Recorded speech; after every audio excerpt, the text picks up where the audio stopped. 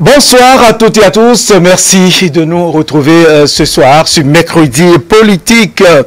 Élection communale, c'est dans quelques semaines. Autorité au sommet de l'État, structure en charge de l'organisation des dites élections, partis politiques et citoyens s'activent au quotidien pour la bonne réussite de ce rendez-vous, donc de ces élections bien particulières parce qu'elles s'organisent au lendemain des réformes politiques intervenues dans notre pays. L'adoption du nouvel charte de parti politique, le nouveau code électoral et bien d'autres.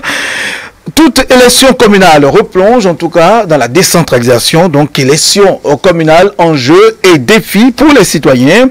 Et le thème de mercredi politique de cette semaine, qu'est-ce véritablement une élection communale? Comment les tests ont-ils évolué dans ce domaine? En quoi ces élections, celles de 2020, ces élections communales bien sûr, ont-elles de différentes aux précédentes?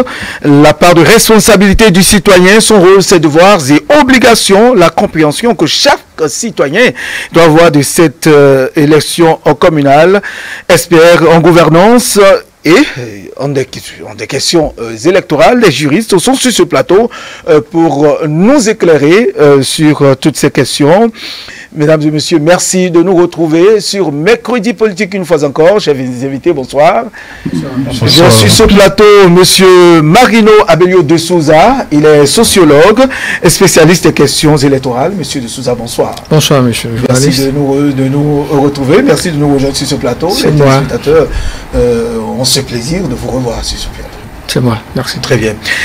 Monsieur Joël Atay-Guédégué, spécialiste en gouvernance, est également sur ce plateau. Il est de la partie. Monsieur Atay-Guédégué, bonsoir. Bonsoir, monsieur Onsin. Bonsoir à vos téléspectateurs. Ok, merci. Bonsoir, chers amis. Très bien. Merci d'être toujours avec nous. Oui. Hein. Monsieur Méric Olabi, juriste internationaliste, est également de la partie. Monsieur Olabi, bonsoir. Bonsoir, monsieur. Merci beaucoup. Alors, chers invités, élection communale, enjeux et défis pour les citoyens, c'est bien le thème. Tout de suite, je m'en vais demander à monsieur de Souza, quand on parle d'élection communale, qu'est-ce qu'on peut comprendre? Qu'est-ce qu'une élection communale? Oui. Bien, merci beaucoup.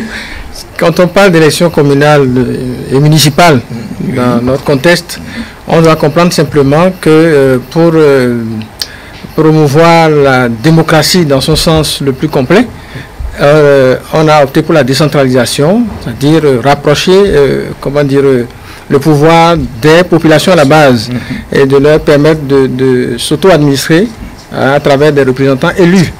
Et donc, les élections communales et municipales donnent l'occasion aux citoyens de choisir parmi eux ceux qu'ils jugent les mieux à même d'impulser le développement de leur territoire, de travailler à l'amélioration des conditions de vie des citoyens à la base.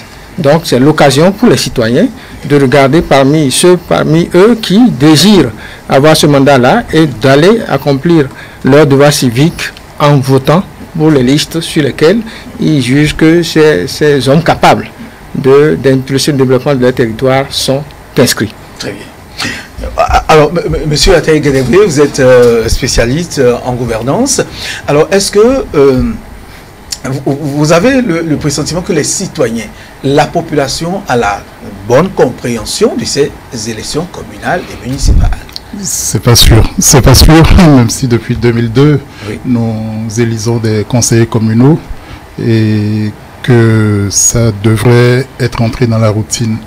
Mais voyez-vous, déjà en 2002, on a surpolitisé ces élections et c'était au lendemain des présidentielles calamiteuses de 2001 et qui ont fait que de manière surdéterminée, les électeurs s'y sont rendus un peu pour comme une espèce de belle des présidentielles ratées. Oui, très bien. Nous allons revenir, c'est-à-dire parler de l'évolution des tests, du contexte. Bien sûr, ça on en reparlera. Oui. Maintenant, le citoyen n'a pas pris toute la mesure de ce qui lui est offert à travers la Constitution, les lois électorales, les lois sur la décentralisation.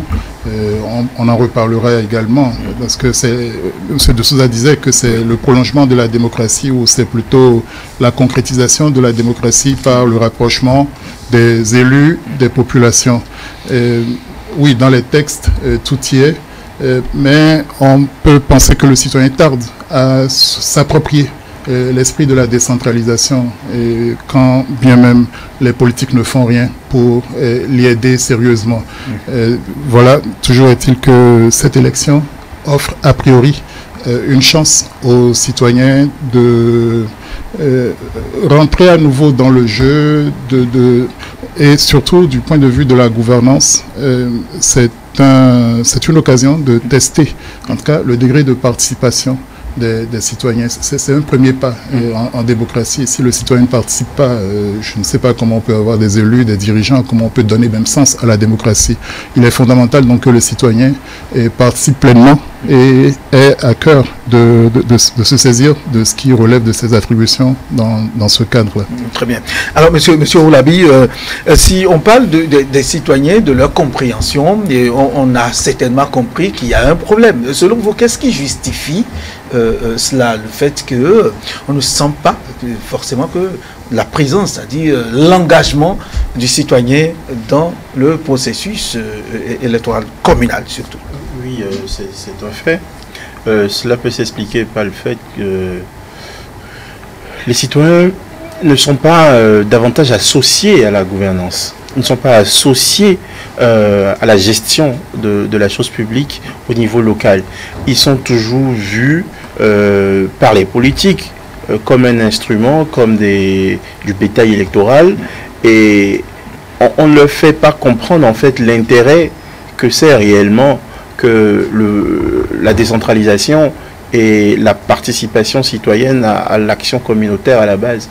C'est pas ancré dans le monde communautaire béninois à la base. Donc vous prenez un citoyen dans n'importe quelle communauté, vous lui parlez, il dit oui, c'est pour élire le maire, bon, et puis après, bon, ils s'en foutent, à la limite, ils ne cherchent pas à savoir après ce qui se passe. C'est peut-être après au quotidien, on va dire, ah oui, on a dit que c'est la mairie qui doit faire ci, c'est la mairie qui doit faire ça, au moment où on vient lui demander les patentes, et bon, alors c'est peut-être là qu'il s'intéresse un tout petit peu, ah mais je paye, mais la mairie ne fait rien, mais à part ça, juste après ces moments, le citoyen, bon, il se dit que c'est toujours le dirigeant, c'est la suite des présidentielles et de la politique en général.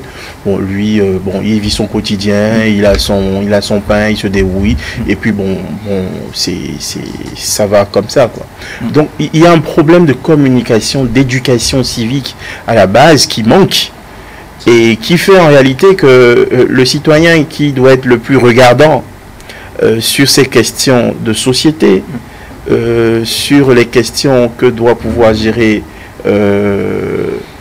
la commune, est plutôt en marge, il se met en retrait parce que peut-être affaibli par les chocs qu'il reçoit peut-être de la gouvernance en général, oui. Et donc cela peut expliquer ce désamour que nous constatons, ce désintéressement. Alors monsieur de Souza, nous allons écouter aussi votre avis sur la question. On a remarqué, en tout cas, que les citoyens n'ont pas cet engagement, sans pas cet engagement vis-à-vis de la chose communale, en tout cas municipale, parce qu'on a parlé, qui dit comme une élection municipale et communale, parle forcément de la décentralisation.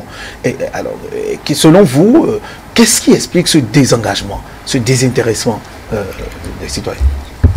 Ils l'ont dit d'une manière ou d'une autre, ils l'ont dit, c'est-à-dire qu'il fallait éduquer les populations. Quand on a amorcé, on est entré dans le vif, pour ainsi dire, la phase concrète de la décentralisation avec les dernières élections de 2003. Ok, on a passé cette étape. Il y avait une autre étape qui est d'éduquer les citoyens à la base, de leur montrer l'intérêt qu'ils ont à prendre une part active dans la gestion des collectivités locales décentralisées qu'on venait de créer, pour que ça marche. Parce que quand on confie, quand on élit des gouvernants et qu'on n'est pas derrière pour faire le suivi, pour créer le holà, à un moment donné, tirer l'attention sur le fait que telle chose ne marche pas, il faut, quand on ne le fait pas, eh bien, il y a souvent un laisser-aller. Et donc, il a manqué, M. Oulabi l'a dit tout à l'heure, il a manqué l'éducation civique. Il a manqué, parce qu'il y a eu un moment où quand même certaines organisations de la société civile ont pris à bras le corps cet aspect de la chose et sont allés dans les villes de campagne pour sensibiliser les citoyens Et il y a eu un début dans certaines communes, on a senti timidement qu'il y a une sorte d'appropriation de cet aspect de la décentralisation par certains citoyens qui se sont mobilisés et qui ont commencé à participer, à aller au niveau de certaines sessions des conseils communaux qui sont ouvertes au public pour aller suivre, ainsi de suite. Ça a commencé, mais avec le temps, il y a eu comme un relâchement. Et donc, je crois qu'il faut retourner à l'éducation civique pour montrer l'intérêt des populations. Il y a eu des programmes qui ont été accompagnés et appuyés par les partenaires au développement, comme on les appelle communément, où on est allé organiser les populations en groupe de pression, groupe de suivi, où on a forcé la main aux exécutifs communaux et municipaux à faire la reddition des comptes, oui, à organiser périodiquement des sorties, des rencontres avec les populations pour rendre compte de leur gestion. Mais c'est devenu un peu comme du folklore à un moment donné. Et même là, on a senti que les populations ne se déplaçaient pas massivement pour y aller.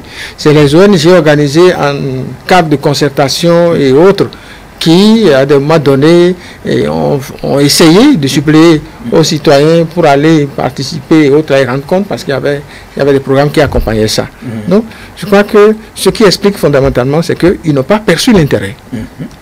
Ils n'ont pas vraiment perçu l'intérêt. Et ensuite, il y a eu cette politisation à outrance de la décentralisation. On l'a remarqué de façon progressive dans le temps jusqu'à maintenant. Si, pendant que les populations pensent que telle et telle personne sont vraiment capables, ils ont démontré qu'elles veulent vraiment impulser le développement de notre collectif, de notre communauté, de notre territoire. Et puis, les populations veulent que ce soit ces messieurs-là, leurs frères et sœurs, là, qui soient là, oui, au conseil communal. Mais les politiques ou les politiciens décident autrement et placent sur les listes de candidature les personnes que eux, ils veulent voir au conseil communal. Et donc, après les élections, les citoyens constatent que bon, ces gens-là, tels qu'on les voit, il n'y a rien à attendre d'eux. Ça peut expliquer également qu'ils ne s'intéressent point à ce qui se passe là. Et comme M. Olabi l'a dit tout à l'heure, quand on va leur dire, mais à tel jour, bon, ces gens-là, ils feront rien de toutes les façons.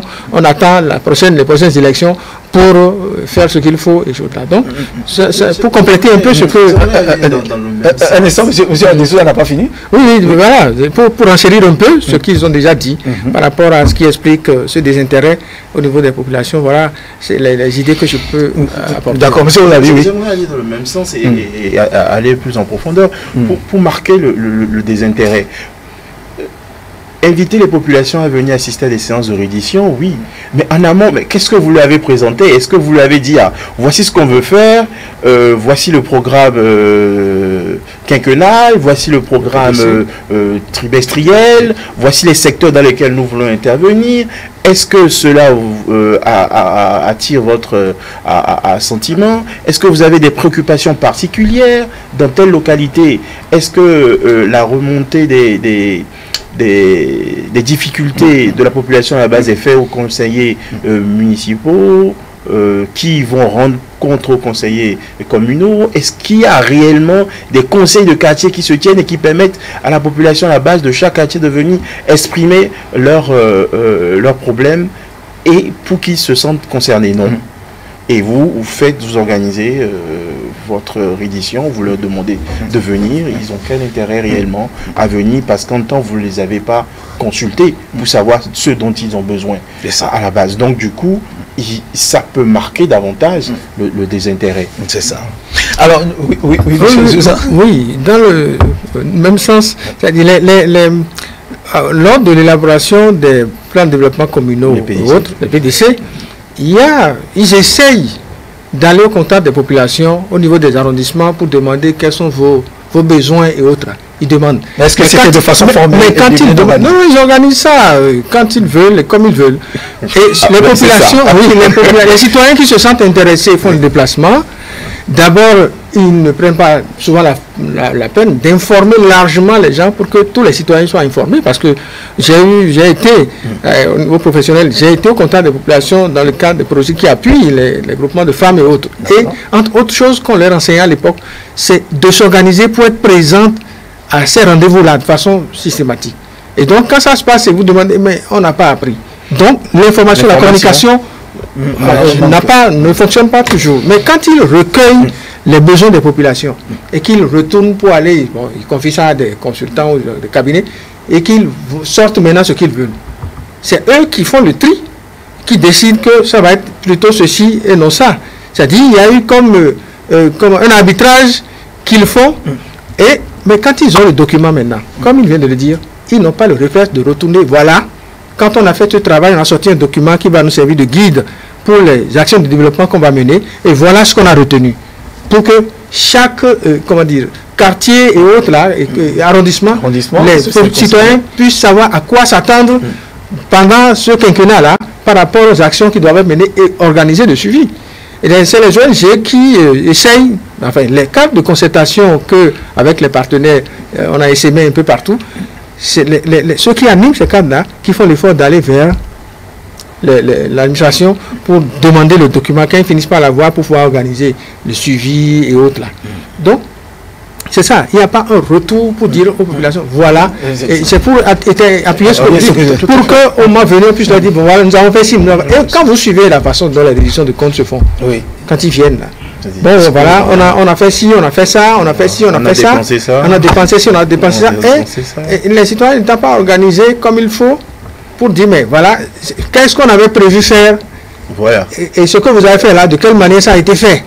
Il ne suffit pas de dire on a dépensé ceci et on a physiquement des infrastructures. Et quand vous allez interroger la qualité parfois de ces infrastructures, il y a problème. Oui. Donc, il y a beaucoup de choses qui expliquent. Et il faut travailler à l'avenir vraiment à impliquer le citoyen dans la gouvernance locale. Nous allons revenir un peu vers la fin de l'émission. Je me retourne vers M. Ataï Gadegwe pour dire, alors, au regard de ces explications, M. Ataï Gadegwe, quel est votre avis par rapport à ces points de vue, ce que M. Oulabi a développé, M. de Souza aussi, en tant qu'expert de gouvernance, est-ce que vous avez la même appréhension que c'est? Je suis absolument en phase avec eux. C'est clair que le citoyen est le parent pauvre de la démocratie locale, de la démocratie à la base. Alors qu'il doit être au cœur de ces actions. Le groupe de mots démocratie à la base, c'est vécu comment concrètement? Parce que les partis même ne sont pas organisés si démocratiquement que ça, ont très peu d'ancrage à la base, sauf au moment d'aller chercher les suffrages à travers quelques leaders d'opinion, quelques femmes d'ailleurs, qu'on ne retrouve pas ensuite dans les positionnements. On va revenir sur ces choses-là. Donc, ça ressemble à un prolongement du jeu national où déjà beaucoup n'ont pas, et voilà, ne sont pas partis. Et ça devient une farce à la fin. Ça devient encore plus une farce quand, au bout d'un processus électoral, les résultats qu'on a eus et qui nous indiquaient un tant soit peu que nos choix ont été répercutés ou ont été traduits électoralement, ça devient d'autant plus une farce qu'au niveau central, à la proclamation des résultats, on retrouve parfois une inversion des résultats. Ce qui achève de décourager complètement l'électeur, qui a au moins fait le citoyen qui a fait son travail d'électeur. Et si les institutions n'assurent pas le respect de ce minimum-là, si chemin faisant, ceux qui sont élus narguent et ne tiennent pas compte de la volonté de ceux qui sont à la base, ne font pas l'effort d'aller à la concertation, souffrir alors que le citoyen, à la fin, se dise mais qu'est-ce que j'y gagne? Mais il a tort. M. Oulabi disait tout à l'heure que c'est à l'occasion des taxes qu'on lève. Il y a des taxes de développement local qui sont prévues par les lois sur la décentralisation et Dieu seul sait combien on enlève sur les marchés, et ainsi de suite. Alors, on en taxe, enfin, on taxe un peu tout pour toujours gonfler les recettes de la commune. Mais comment est-ce que c'est utilisé? M. de Souza le disait. Quelle est la qualité de la dépense publique? Le citoyen, à la base, il y a très peu voix au chapitre.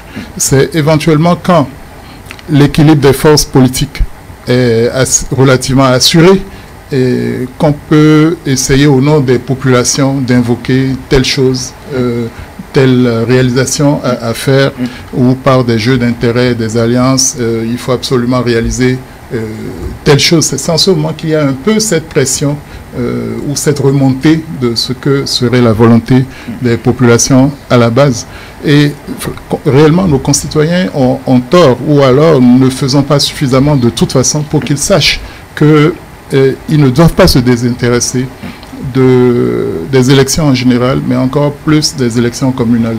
Parce que il y a des impôts qui tombent. Il y a des services qui sont attendus en retour, en termes de routes, en termes d'éducation à la base, de centres de santé. Regardez l'indigence dans nos arrondissements en termes de services à la population, santé, éducation, eau, électricité, même les enterrements, enfin les cimetières, oui. L'éclairage public. Oui. La sécurité en dépend. Moi, je prends mon quartier, ça fait bientôt 20 ans qu'il n'y a plus jamais d'ampoule remplacée, alors que c'est de l'attribution de la commune de faire cela. Les impôts sont prélevés. Mais où est le retour pour le citoyen en termes d'un minimum de services sociaux et de sécurité? Donc, il va falloir que les partis eux-mêmes se convainquent à nouveau de leur mission, une fois le pouvoir conquis, de savoir qu'ils ont un service, qu'ils ont un devoir de service à la population et d'association ou d'éducation progressive des populations, qu'il leur faut acquérir la culture de la reddition pour accepter d'être les plus transparents possibles au niveau des conseils communaux et s'agissant même des 10 conseillers, de comprendre qu'il ne s'agit pas de faire des majorités de circonstances pour renverser le maire à la première occasion et au maire lui-même de savoir que ce n'est pas d'aller se jeter dans les bras du gouvernement central qui assure tout. Si vous n'avez pas la légitimité, si vous n'êtes pas porteur des aspirations des populations, si vous ne travaillez pas vous-même à vous remettre en cause et à être des acteurs du développement local pour qu'on ait sens, enfin qu'il y ait fierté à être de chez soi, à investir chez soi. Et alors on n'aurait rendu aucun service à la population, on aurait abusé de la démocratie. La démocratie, très bien. Alors, monsieur Olabi, dites-nous, quel doit être le travail je dirais, des partis politiques même, de l'État central, en direction de ces citoyens pour qu'ils prennent conscience de ce qui doit être, bien de ce qu'il doit faire. Parce que un citoyen, par exemple, doit savoir qu'il doit aller pour le vote, en ce qui concerne les élections communales et municipales, doit nécessairement, c'est-à-dire un devoir et des obligations vis-à-vis de... Qui selon vous, qu'est-ce qu'il doit être du citoyen lui-même? Alors, je pense qu'il faut faire une certaine part des choses entre le contexte social, le contexte politique et les obligations attachées aux citoyens. Évidemment, le citoyen, il sait qu'il doit aller voter. Mais si le contexte... il sait qu'il doit aller voter, oui. Il sait qu'il doit aller voter. Oui, et s'il n'évalue pas la portée de l'importance qu'il peut. Non, qu'il doit le faire parce que c'est un devoir, c'est une obligation. Qui, évidemment, il va le faire si les élections sont faites et qu'il détient sa carte d'électeur. Évidemment, il y a ses préalables. Il faut qu'il s'enregistre, qu'il ait sa carte d'électeur et qu'au jour du scrutin, qu'il vienne et que préalablement qu'il connaisse son bureau de vote, quel est le parti politique ou ses représentants, ses mandants pour qui il va voter, qu'il ait eu connaissance du programme qu'on lui aurait soumis et qu'il aurait accepté et qu'il aille faire son vote. Ça, c'est ce qui est normal. Et ce qui pourrait accompagner cela, après, c'est la communication, comme on l'a dit, c'est l'éducation à la citoyenneté, et qui ne passe pas que par le gouvernement, qui passe par la société civile, qui passe par les médias, et qui passe par tous ceux qui ont intérêt à ce que la démocratie s'enracine. Et ça s'enracine pas à la base. Mais ça, c'est un fait. C'est le souhaitable. C'est ce qu'on souhaite, c'est ce qu'on désire. C'est ce qui est convenable. Mais à côté, vous avez la réalité. La réalité qui entache cet état de choses par le contexte de la gouvernance. Et qui, on a fait que le souligner tout à l'heure, qui marque le désintérêt. C'est pas que le citoyen ne veut pas le faire. C'est pas que le citoyen n'a pas envie de le faire. Mais les citoyens se disent, bon, que je le fasse ou que je ne le fasse pas, bon, finalement, bon, je n'y gagne rien. Je vais voter, ok, je ne vais pas voter, ils feront ce qu'ils ont envie de faire. C'est ça le problème en fait. C'est ça la difficulté aujourd'hui. Vous prenez, tout le monde a bien envie d'aller voter. De plus en plus, la société béninoise connaît une certaine une montée en progression de la couche juvénile, des jeunes. Donc c'est-à-dire que la propension de la population en âge de voter est très fortement jeune, et donc c'est des gens qui sont conscients des intérêts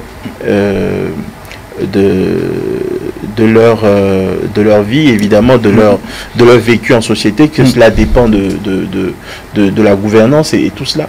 Mais en retour, ils se disent, mais vu ce qui se fait, bon, qu'on aille voter ou qu'on n'aille pas voter, c'est vraiment pas notre problème.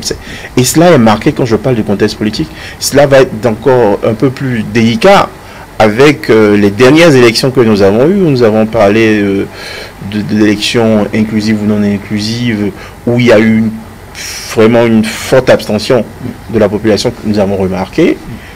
Et alors là, vous vous dites, bon, les prochaines élections, comment ça va se passer? Est-ce qu'il y aura toujours un engouement? C'est pas que les gens ne veulent pas voter, ils veulent, mais après ils se disent, bon, la psychologie du Béninois a été atteinte quelque part, et je pense en fait qu'il faudrait qu'on travaille sur cela, à ramener au cœur des débats l'intérêt que la population a à participer. Ce n'est pas qu'ils ne le savent pas, c'est qu'on les a peut-être pour certains. Il y aura en tout cas un travail de sensibilisation, de communication, d'éducation, comme nous l'avons dit. Nous aurons le temps de revenir sur ça vers la fin, de façon pointue. Monsieur Atay Grébé, je voudrais vous demander, là aujourd'hui, le contexte d'aujourd'hui dans lequel nous évoluons, le contexte actuel, les tests, comment est-ce que les tests ont évolué pour qu'on en soit là aujourd'hui?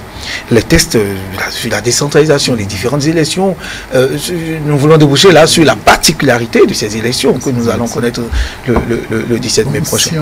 En termes de particularité, je dirais que l'évolution la plus notable, c'est que la décentralisation ou les élections communales ont désormais un lien avéré avec la présidentielle, avec la question du parrainage pour des candidatures à la présidentielle.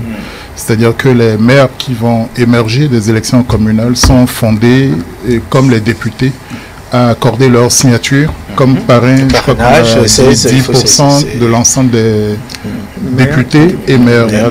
En l'état actuel, je crois qu'on a 83 députés, 77 maires attendus, ça ne fait 160 ça fait 16 élus. Voilà, 16.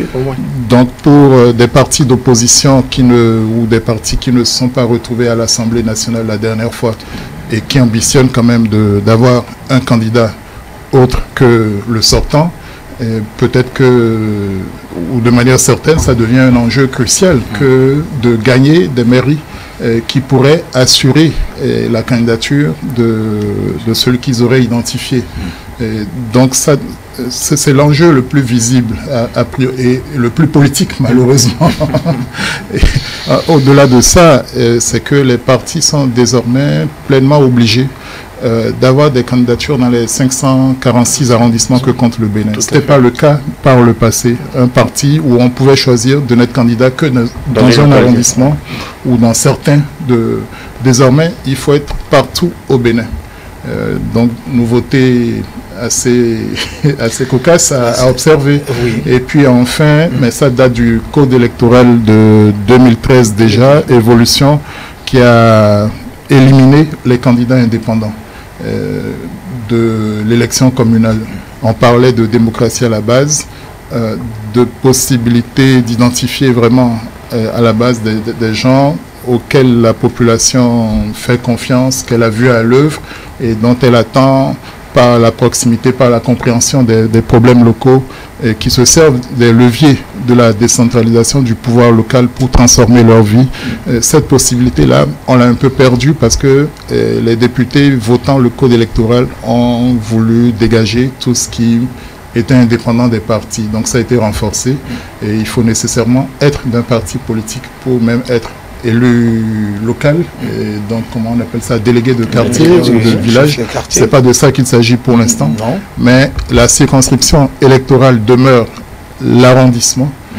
Donc nous, dans Cotonou qui compte 13 arrondissements, je ne vais voter que pour les candidats qui ont été présentés dans mon arrondissement. Je ne m'intéresse pas au reste de Cotonou. Je n'ai aucune incidence là-dessus. Donc chacun doit rester concentré sur son arrondissement. À Parakou, c'est 5 arrondissements. Donc chacun essaye de voir qui sont les candidats que vont présenter les différents partis dans cet arrondissement-là et certainement comment ils répondent à nos aspirations. Comment est-ce qu'on peut compter sur eux pour la suite. Je crois que globalement, c'est ce qu'on peut retenir.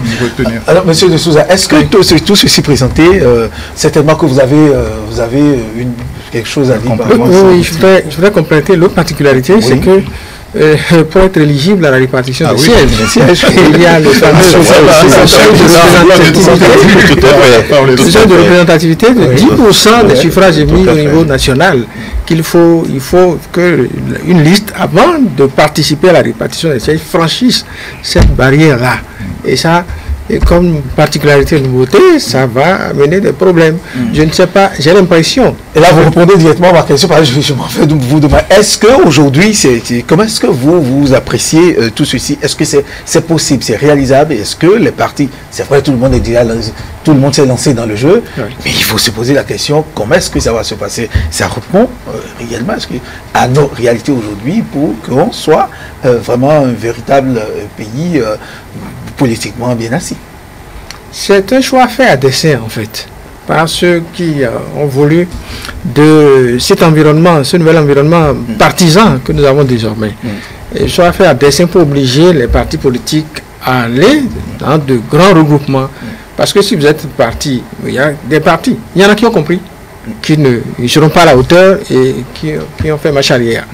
Il y en a qui ont forcé. Nous allons apprécier avec les résultats, on va voir. Absolument. Parce que je doute que parmi les 8, pour le moment, il y en a 8. Que parmi les 8, ils réussissent tous à avoir ce seuil de représentativité-là qui aurait imposé les 10% des suffrages émis au plan national. La conséquence que ça va avoir, et qui touche, quand on parle des enjeux et des défis pour les citoyens, c'est que les citoyens vont identifier au niveau de leurs arrondissements, parmi eux, des personnes qu'ils jugent capables, et ils placent toute leur confiance. Ceux-là, quand ils vont venir, ça va donner une nouvelle dynamique à notre territoire, et au plein de développement, au plein de la satisfaction des besoins des communautés à la base et tout ça. Et ils vont voter massivement. Ces personnes vont recueillir une écrasante majorité des voix émises au niveau des suffrages émis au niveau de cette circonscription électorale-là, cet arrondissement. Mais leur parti politique va manquer d'avoir les 10%. Et on va déclarer peut-être le 4e, si on doit classer en termes de suffrage obtenu, 4e au niveau de cet arrondissement-là, qui va être déclaré élu au conseil communal. Et on viendra l'installer. Ça va participer à accroître le désintérêt dont on a parlé tout à l'heure. Ça va accroître le désintérêt. Si les gens ne s'organisent pas le jour de l'installation pour venir dire ce n'est pas possible que vous nous imposiez ce monsieur-là, parce qu'on ne peut pas avoir donné 1500 voix contre 300 et vous allez me dire que c'est lui qui va être élu. Moi, personnellement, j'ai toujours dit, depuis que cette histoire-là est sortie, que non, ça ne répond pas. C'est quelque part, ça manque de répondre aux exigences de la démocratie à la base, comme on dit, et pour impulser le développement. Oui, parce que ça ne fonctionnera bien que si on a dit que la population s'administre librement à travers des représentants élus. D'accord, mais ça ne leur donne pas, ça ne reflétera pas la volonté des citoyens en allant accomplir leur devoir civique, en allant voter. Donc, celui-là, élu dans ces conditions, va manquer de légitimité au niveau de ce territoire-là, forcément. Et donc, s'il manque de légitimité, et à chaque fois qu'il va inviter les gens, mais, vous avez recueilli 300 voix sur 2000. Et c'est vous qui avez été déclaré élu. Et l'autre qui a eu 1500, on ne l'a pas pris. Et ils vont dire, quand ils vont les appeler, venez, j'ai des informations de ceci, ça va. C'est pourquoi je dis, les gens vont se sentir concernés à la limite. Et donc, ça, je vais espérer que les politiciens, qu'il y aura une nouvelle occasion de relecture, comme on a pris l'habitude de le faire, et qu'on va revenir sur ça. Personnellement, je trouve que... Ce qui est sûr, aujourd'hui, nous sommes en train d'espérer. Oui, on va espérer. Là, la particularité, parce que ça intervient au lendemain de ces réformes. C'est la première fois qu'on organise des élections à la base. On va y aller. Voilà. Et on va apprécier au lendemain du 17 mai. On va apprécier et je crois que ça peut nous donner envie, vous donner envie à ceux qui ont réfléchi dans ce sens de revenir, de revoir leur copie. Mais ça pose véritablement un problème par rapport au principe même de la décentralisation, pour moi. Très bien. Alors, Monsieur Olabi, votre avis? Je partage l'analyse, mais je pense en fait que peut-être que l'intérêt recherché, et il a mentionné en début de propos, que c'est peut-être de forcer les grands regroupements. C'est peut-être d'éviter les candidatures fantaisistes et de sonner peut-être le glas à une nouvelle ère, pour une nouvelle ère politique. Et faisons l'expérience. On ne perd rien, pas que nous sommes le laboratoire de la démocratie. Observons, je ne trouve pas ça si mauvais que ça. Il pourrait y avoir quelques déconvenues, ce dont vous avez parlé tout à l'heure, oui, c'est possible, mais avec les partis en liste, on se dit, bon, on connaît l'histoire, le parcours de certains, on peut craindre pour d'autres, et on connaît à peu près l'assise et la répartition géographique de ces partis-là. Et il y a une autre disposition, si je ne me trompe, dans la charte des partis politiques et du code électoral qui indique que si des partis ne participent pas à un certain nombre d'élections, ils sont systématiquement... Des élections législatives consécutives. D'accord. Donc il y a aussi ça qui va arriver, qui va peut-être nettoyer, qui va permettre d'asseoir. Et les autres seront obligés, ceux qui sont partis maintenant, qui n'ont pas pu se présenter, j'imagine qu'ils auront du mal à se présenter la prochaine fois. Pour les prochaines élections, d'abord, ils risquent de ne pas avoir de candidat pour les présidentielles. Et pour les législatives qui viennent, ça va être difficile pour eux aussi. Pour ils vont devoir rentrer dans les grands partis et asseoir. On a pendant longtemps fait ici le débat du fait qu'il n'y a pas de militantisme dans les partis, où du jour au lendemain, des gens apparaissent sur les listes, des gens... il n'y a pas de formation, il n'y a pas de suivi. Je pense en fait qu'il y a un tas de problèmes qui va être réglé avec ce nouveau dispositif qui vient, parce qu'on n'aura pas de nouveaux venus, ni vus, ni connus, qui apparaîtra sur les listes, comme ça. Et je pense que ça va forcer le militantisme.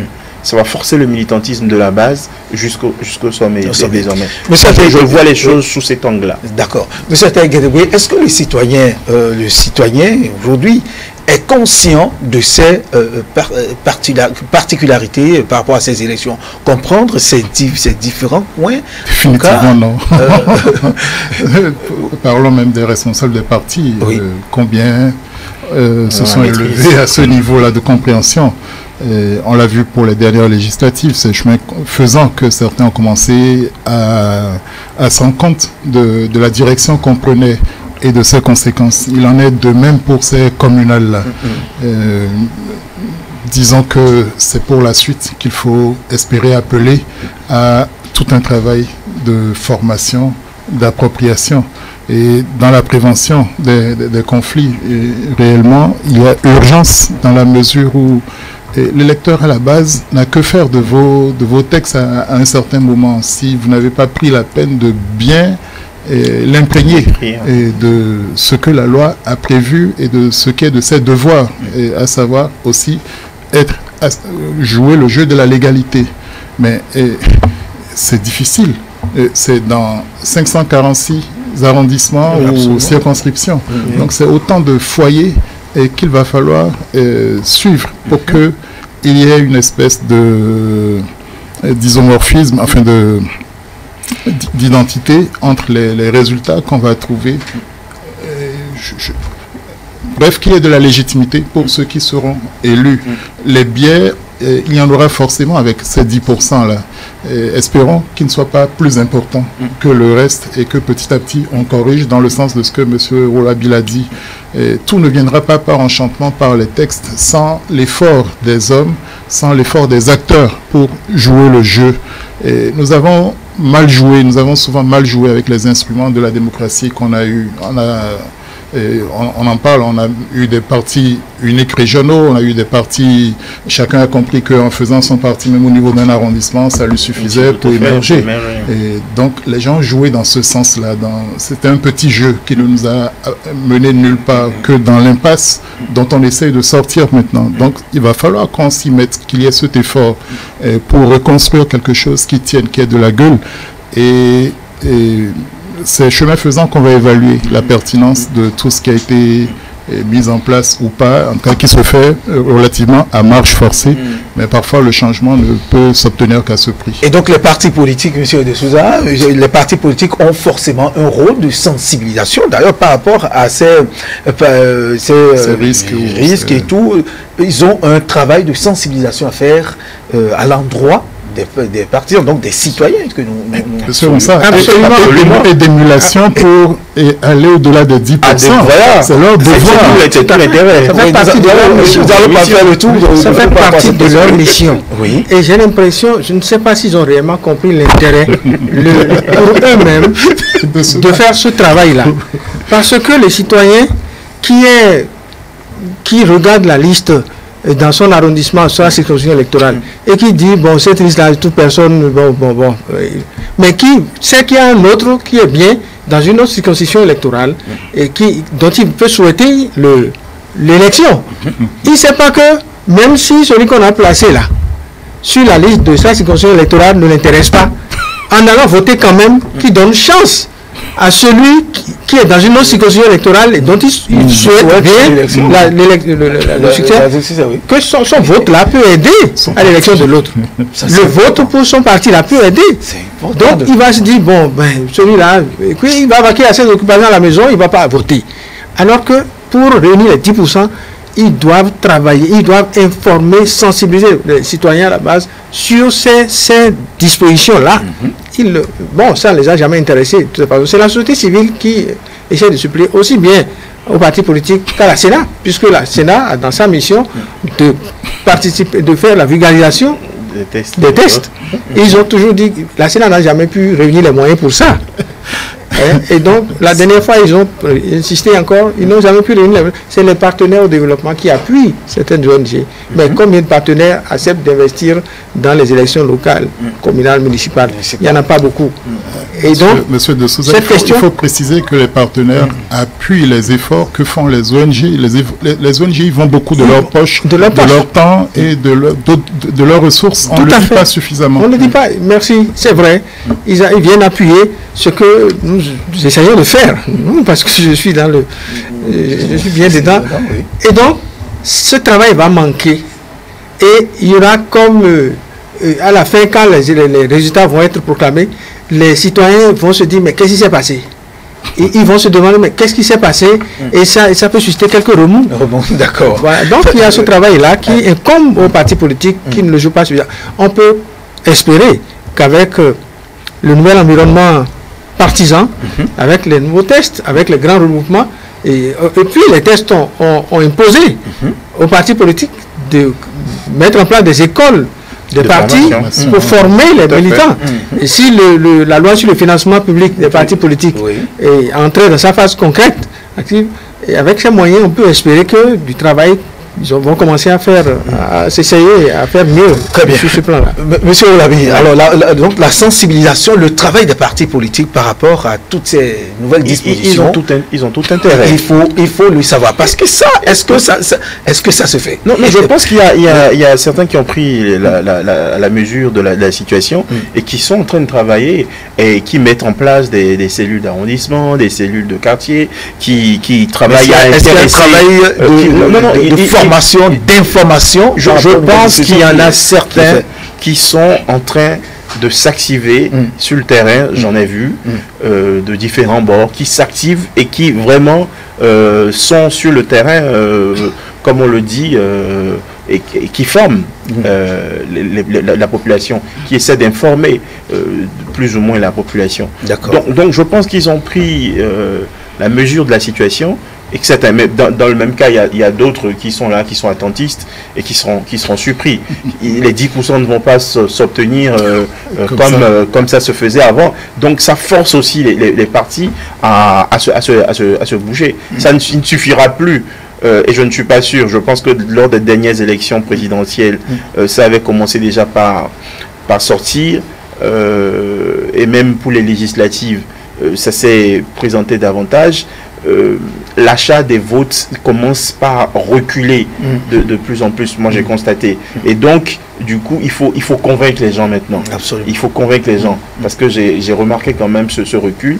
Et si c'est le cas, ils n'ont pas autre choix que de prendre l'action à la population et de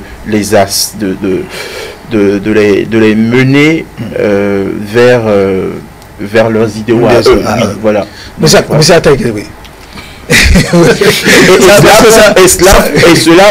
Pour finir, pour pouvoir y arriver, ils seront tenus de faire des choix vraiment transparents, de pouvoir choisir des personnes indiquées au sein de la communauté auxquelles les populations s'identifient. Très bien. Et donc nous allons revenir à un certain niveau de transparence, plus ou moins. Très bien. Monsieur Ataïke, alors votre appréhension? Ne jetons pas toujours la pierre aux partis politiques. Le travail est ardu et convenons-en. Parfois, la population elle-même comprend les choses de travers, prend complètement à rebrousse-poil la volonté des leaders de partis. On l'a vu dans la constitution des candidatures, où les populations, conformément aux anciennes pratiques, ont cru pouvoir dire qu'elle barricadait ou qu'elle verrouillait une circonscription, un arrondissement au profit d'un seul parti. C'est complètement contraire à l'esprit de la démocratie, de la constitution, des lois sur la décentralisation. Donc ça montre que les partis doivent travailler davantage à former les populations, à comprendre le contexte, les outils que nous avons. Et au-delà de ça, certains n'auront que leurs yeux pour pleurer de toute façon parce qu'ils ne se sont pas préparés, ils ont à peine satisfait aux premières conditions, mais c'est une réforme exigeante qui est en place. Il n'y a plus de citadelle imprenable. Alors, monsieur de Souza, votre conclusion, que nous sommes pratiquement arrivés au terme de cette émission, enjeux et défis de ces communales et municipales pour les citoyens, qu'est-ce qu'ils doivent retenir, et citoyens et partis politiques, et même, vous savez, très rapidement, parce que nous allons clôturer, nous sommes à la fin de l'émission.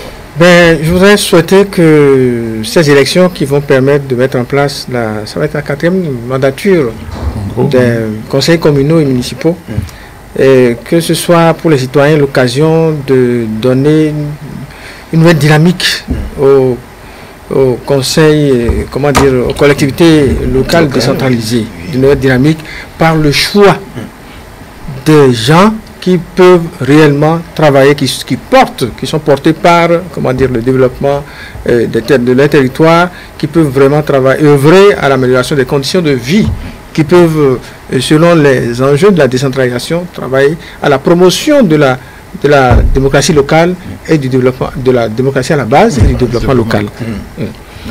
Et je voudrais souhaiter également que les partis politiques prennent, toute la mesure des enjeux je crois que c'est le cas, parce que comme M. Ataïke l'a dit tout à l'heure, les présidentielles se jouent déjà à partir de ces communales et municipales là.